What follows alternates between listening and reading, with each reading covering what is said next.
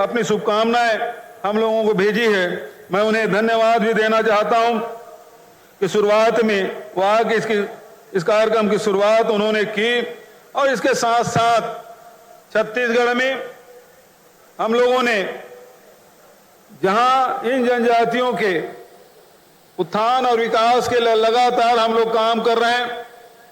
भाषा और बोली जो विभिन्न प्रकार के हमारे जनजातियों की बोली है, प्राथमिक कक्षाओं में पढ़ाने के लिए उसे पुस्तक उपलब्ध करा रहे हैं।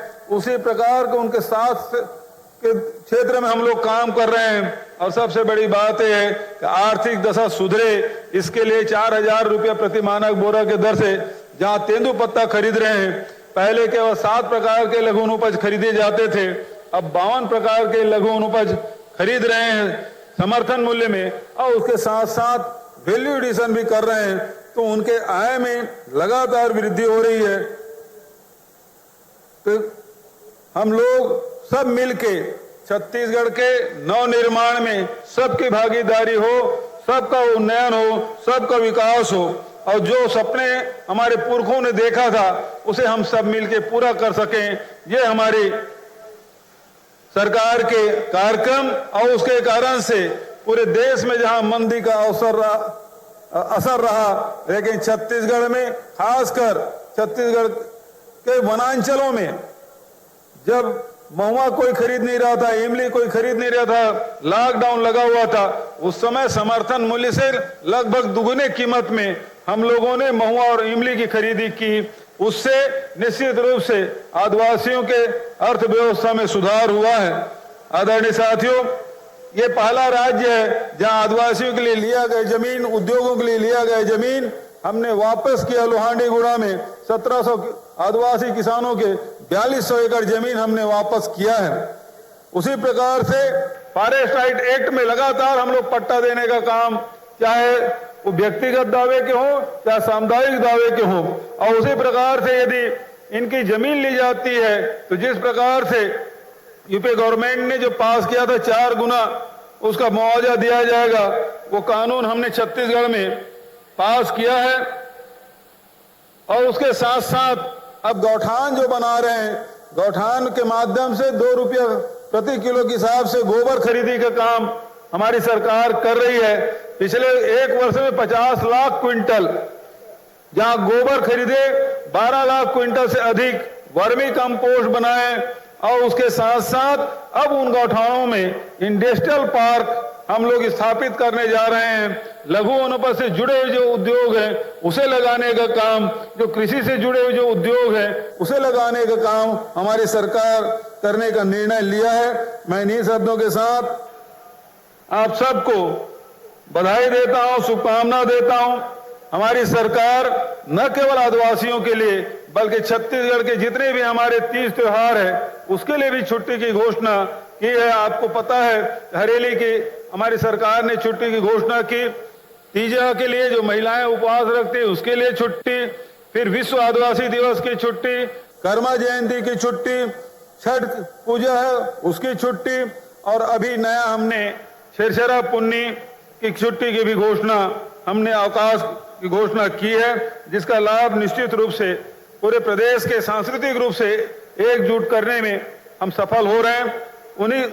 उसी के साथ साथ आदिवासी क्षेत्र में जो देवगुड़ी है, जो घोटुल है, उसके निर्माण कार्य के लिए हम लोगों ने निर्णय लिया और सैकड़ों के तादाद में देवगुड़ी निर्माण हम लोग कर रहे हैं। उसके साथ साथ आदिवासी संस्कृति के प्रचार प्रसार के काम में लगातार हमारी सरकार लगी हुई है, और पर्यटन के क्षेत्र में राम वनगमन परिपथ, पर्यटन परिपथ, बौद्ध सर्किट जैसी परियोजनाएं भी हम लोगों ने शुरू की है। ये सारे हमारी छत्तीसगढ़ की संस्कृति, ये हम लोग छत्तीसगढ़ की संस्कृति को उभारने का काम पूरे विश्व पटल और में लाने के लिए निरंतर हम लोग काम कर रहे हैं। इन्हीं शब्दों के साथ, क्योंकि समय काफी हो चुका है, आदरणीय हेमंत सोरेन को भी हम लोग सुनना चाहते हैं, हमारे मुख्य अतिथि को, और इसके बाद भी अभी और भी कार्यक्रम लगातार होंगे। उस कार्यक्रम में भी आप सबकी सहभागिता रहेगी। मैं आज इस उद्घाटन समारोह में सभी अतिथियों का स्वागत करते हुए सभी महानुभावों का स्वागत करते हुए, आप सबका अभिनंदन करते हुए, दीपावली भी नजदीक आ रहा है तो अग्रिम बधाई और शुभकामना देते हुए अपने वाणी को ही विराम देता हूं। धन्यवाद। जय हिंद, जय छत्तीसगढ़। बहुत बहुत धन्यवाद माननीय मुख्यमंत्री महोदय। गढ़बोध नवा छत्तीसगढ़ की परिकल्पना को साकार करती आपकी रणनीति हम सभी को प्रेरित करती है। एक बार पुनः आपका हार्दिक धन्यवाद। और इसके साथ ही आज के उद्घाटन समारोह के मुख्य अतिथि झारखंड के माननीय मुख्यमंत्री माननीय श्री हेमंत सोरेन जी को हम जोरदार तालियों की आवाज के साथ और पूरे सम्मान के साथ उद्बोधन के लिए आमंत्रित करते हैं। माननीय श्री हेमंत सोरेन जी।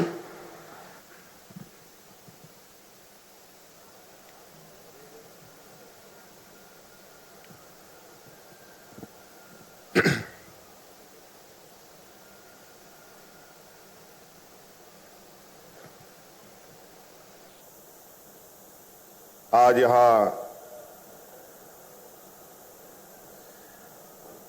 साइंस कॉलेज मैदान रायपुर में आयोजित राष्ट्रीय आदिवासी नृत्य महोत्सव कार्यक्रम में हमारे साथ यहाँ मंच पर उपस्थित आदरणीय प्रदेश के मुख्यमंत्री भूपेश बघेल जी, यहाँ उपस्थित विधानसभा छत्तीसगढ़ के अध्यक्ष चरणदास महंत जी, यहाँ उपस्थित हमारे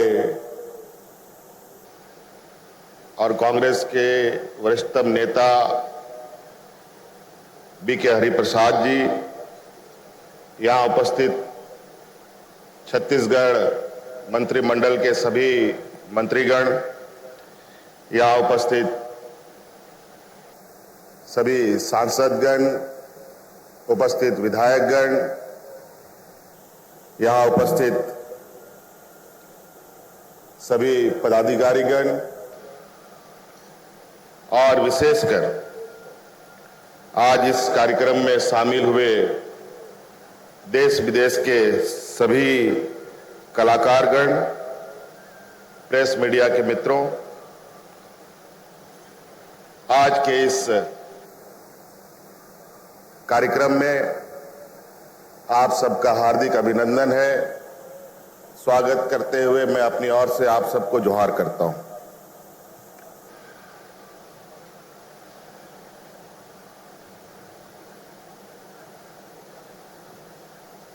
आदिवासी नृत्य महोत्सव 2019 से आदरणीय भूपेश बघेल जी के प्रयास से शुरू किया गया है। ये अपने आप में एक अलग तरह का एक कार्यक्रम है पूरे देश में, और ये मात्र ये छत्तीसगढ़ जहां पर ये कार्यक्रम आयोजित हो रहा है, विगत पूरे दुनिया में वैश्विक महामारी की वजह से बीच में यह कार्यक्रम रोका गया था। अब जब जीवन सामान्य की ओर जा रहा है,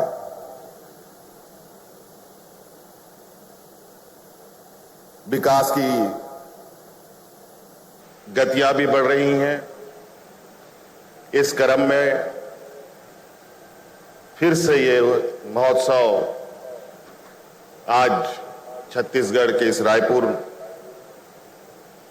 के इस भव्य मैदान में आयोजित है। सर्वप्रथम तो मैं बघेल साहब को बहुत बहुत धन्यवाद दूंगा कि आपने एक ऐसा कार्यक्रम प्रारंभ किया है। निश्चित रूप से यह सिर्फ नृत्य महोत्सव नहीं, बल्कि ऐसे वर्गों के प्रति एक सम्मान है जो वर्ग सदियों से अलग थलग और शोषण से ग्रसित कई शैक्षणिक हो, सामाजिक हो, आर्थिक हो, इन सब में पिछड़ापन रहा है। आज निश्चित रूप से इस कार्यक्रम के माध्यम से पूरे देश के लिए एक संदेश है कि आज अगर हम चाहें तो ये वर्ग हमारे साथ कदम से कदम मिला के चल सकते हैं। बातें हम बहुत करते हैं, सरकार में विभागें बनती हैं, मंत्री बनते हैं, लेकिन आज भी ये वर्ग कहीं ना कहीं वंचित स्थिति पर है। बघेल साहब का यह प्रयास निश्चित रूप से एक मील का पत्थर साबित होगा और इस वर्ग को आगे आने का मौका मिलेगा।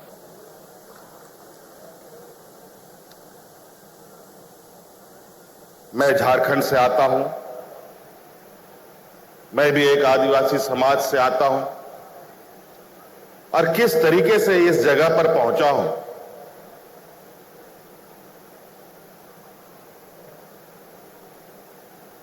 यह बहुत बड़ी चुनौती रही है हमारे लिए। और आज नहीं, जब यह प्रोग्राम प्रारंभ हुआ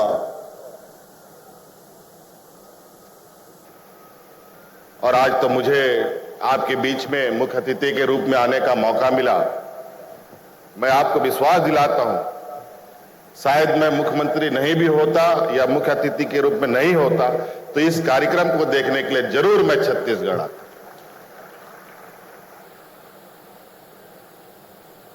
हमारे राज्य में भी बड़े पैमाने पे कहा जाए कि आदिवासी बहुल राज्य भी है। मैं तो यहां जितने भी हमारे विभिन्न राज्यों के आए हुए कलाकार को मैं देख रहा था, क्योंकि झारखंड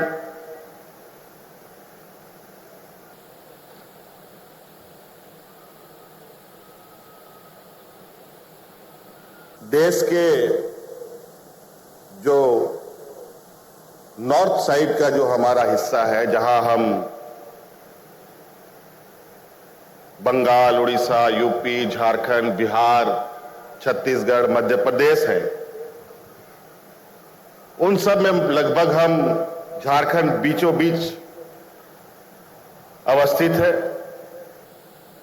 और लगभग सभी जनजातीय लोगों का बहुत कुछ समावेशी चीजें देखने को मिलती है। यहां भी हो मुंडा उराव खड़िया है, हमारे यहां भी हो मुंडा खड़िया उराव है, हमारे यहां भी बिरहोर जैसे पीटीजीज हैं, यहां भी इस तरीके के समाज के लोग हैं। कुल मिला जुला करके कहें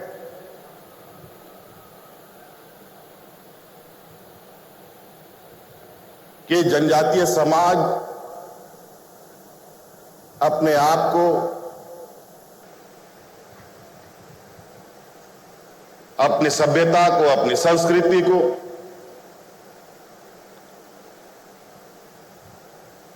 मौजूदा भौतिकवादी युग में बचाने में लगातार संघर्षरत है। और आज इस कार्यक्रम से मुझे लगता है कि इन जनजातियों वर्गों को भी आशा उम्मीद जगेगी, एक ताकत मिलेगा, एक ऊर्जा मिलेगा।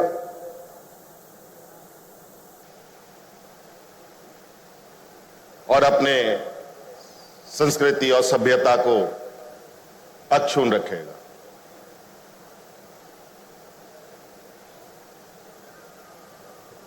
आज जो मुझे बताया गया है, यहां सिर्फ नृत्य महोत्सव नहीं बल्कि एक पूरा परिसर में एक मेला का माहौल है, जहां कई स्टॉल वगैरह भी लगे हैं, कई और भी जनजातीय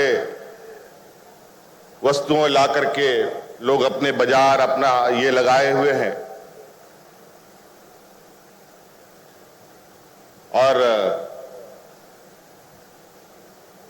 जनजातीय समूह के अंदर छुपी जो अद्भुत गुण है उनको आज देश विदेशों तक संदेश भेजने का एक मौका मिला। हमारे राज्य में भी और लगभग सभी जगह हम देखते हैं जनजातीय वर्गों में कुछ ना कुछ ऐसी आंतरिक अद्भुत क्षमताएं आपको देखने को मिलेंगी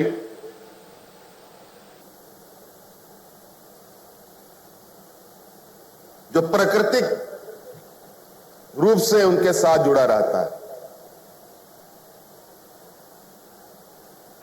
हमारे राज्य में बड़े पैमाने पर वहां की बच्चियां खेल की दिशा में आगे आती हैं।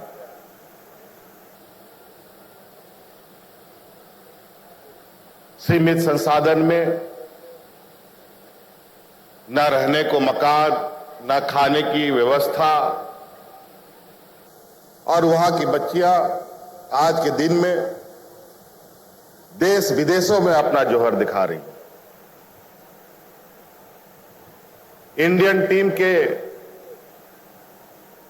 समूह में 12 या 11 का समूह होता है, उसमें से 7 बच्चियां सिर्फ झारखंड की, वो भी एक ही गांव की। और अभी हमारे यहां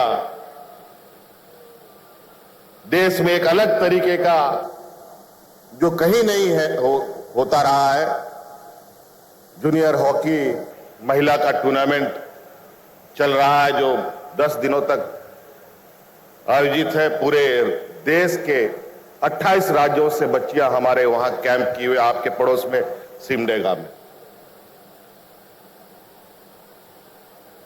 हम लोग भी लगातार इन वर्गों को आगे बढ़ाने का प्रयास कर रहे हैं। हमने भी पूरे देश में एक अलग तरीके का कार्यक्रम प्रारंभ किया।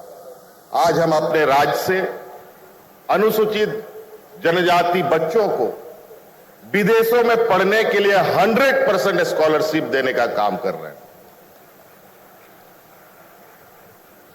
और मुझे उम्मीद नहीं थी कि मैं इस सेशन को पकड़ पाऊंगा, क्योंकि कोरोना का भी वैश्विक हालात किसी से छुपा नहीं है। देश विदेशों में आना जाना बंद है, लेकिन अचानक शायद मुझे उनको सहयोग करने का मौका मिलना था। आज हम लोगों ने पहली बार 6 बच्चों को यूके भेजने का काम किया है। तो ऐसे आज के दिन में भी कई लोग हैं जो इन वर्गों को आगे राह दिखाने का मुहिम में लगे हैं। कई चीजें मैंने छत्तीसगढ़ की जनजातीय क्षेत्रों में चलाए जा रहे प्रोग्राम को स्टडी किया है और अपने राज्य में हो रहे बदलाव को आकलन करने का प्रयास किया है। कई चीजों को, चूंकि हम जानते हैं ये आदिवासी समाज अपनी पारंपरिक व्यवस्था के इर्द गिर्द ही रहता है। जल जंगल जमीन इसकी आत्मा होती है। इनके पास बोरे भर भर के पैसे नहीं होते हैं, ना बैंकों में होता है, ना एटीएम कार्ड भी ये रखते हैं। इनके पास अगर कोई धन है, कोई उनके पास संपत्ति है, तो ये खेत खलिहान, गाय जानवर, इन्हीं के साथ इनका जीवन यापन। और वन उपज है, चाहे वो केंदू पत्ता हो, चाहे महुआ हो, चाहे ला हो, चाहे चिरौंदी हो, अनेकों वन उपज। और मुझे बहुत खुशी हुई कि आदरणीय बघेल साहब वन उपज पर एमएसपी दे करके उन आदिवासी भाइयों को की आर्थिक आय बढ़ाने में लगे हुए। और मेरा यह मानना है, जब तक गांव समृद्ध नहीं होगा, ना शहर समृद्ध हो सकता है, ना राज्य समृद्ध हो सकता है, ना देश समृद्ध हो सकता है। इसलिए हम अपने ग्रामीण क्षेत्रों के में रहने वाले लोगों को, हमारे ऐसे पिछड़े वर्गों को कैसे उनकी आय में बढ़ोतरी हो, कैसे उनमें क्रय शक्ति उनकी बढ़े, इस पर हमें काम करना चाहिए। और हमारी यूपीए गठबंधन इस बात के लिए हमेशा कटिबद्ध रहा है कि इस देश का सबसे कमजोर वर्ग, चाहे वो किसान हो, चाहे वो मजदूर हो, चाहे वो आदिवासी, दलित, पिछड़ा, अल्पसंख्यक हो, और विशेषकर तो ये वैश्विक महामारी जो दुनिया में फैला, इसमें तो बहुत कुछ हमें देखने और सीखने को मिला। किस तरीके से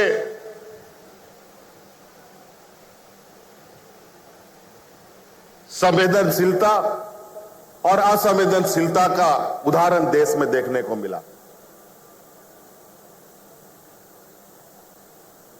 और इस बीच हर एक लोगों ने अपने अपने तरीके से, हर एक राज्यों ने अपने अपने तरीके से अपने लोगों को सुरक्षा देने का काम किया।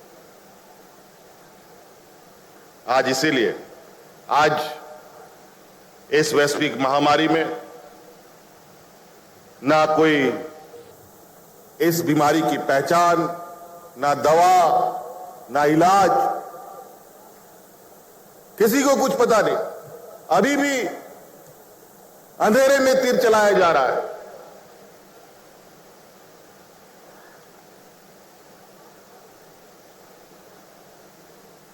और वास्तव